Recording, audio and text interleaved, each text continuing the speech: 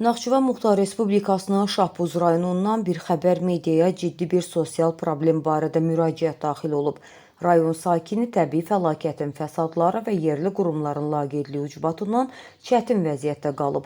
Aylarla çəkilən zəhmət məhv olmaq təhlükəsi ilə üz-üzədir. Şahbuz rayonunda bir müddət əvvəl baş verən sel fəsadlar törədib. Sel suları sahələrə gedən yolları yararsız hala salıb. Nəticədə vətəndaşın aylarla göz nuru tökdüyü taxıl sahələrdə qalıb. Yollar bərbad olduğu üçün kombayn və digər kənd təsərrüfatı texnikaları zəmilərə daxil ola bilmir. Problemin həlli isə əslində çox sadədir. Sahəyə cəmi bir neçə qreyder texnikasının göndərilməsi və yolun hamarlanması. Vətəndaş qapıları döyməkdən yorulub, vaxt daralır, taxılın biçim mövsümü başa çatır. Məhsulun sahədə yanıb tökülməsi kəndlinin tamamilə ziyana uğraması deməkdir.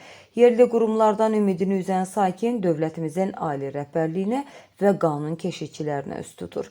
Dövlətimizin kənd təsərrüfatına və fermerlərə göstərdiyi böyük diqqət və qayğı fonunda yerli icra strukturlarının bir qreyder ayırmaqda çətinlik çəkməsi anlaşılan deyil.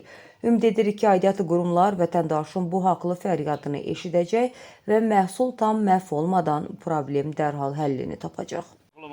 Bugün 2026 avqustun 11-i 20 gün bundan qabaq gənə bunu çəkiliş elədik ki, bizim taxıl qalıb yerdə. Yəni Şahbuz rayonuna bir daha başlı gəlib çıxmadı ki, görə bu taxıl həqiqətən bu yol xarabdır, xarab deyil. Mən cənab prezidentimizdən xahiş edirəm ki, mənim bu taxılım məhv olub gedir.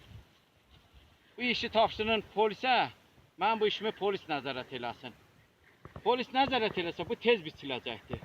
Bizim məmurlar qalıb Şahbuzda otaqdan eşiyə çıxamırlar, onlara istilikdir. Amma polis istiyə baxmayacaq. Polis gəlib bunu hər şeyə nəzarət eləyəcək. Qreyder yolu açacaq ki, kombayn gələ biçə. Kombaynlıq günah yoxdur. Sel mənim yolumu aparıbdır. Xahiş edirəm, mən bu işimi polisə tapşırın, görsünlər kim biçəcək, nə tər olur.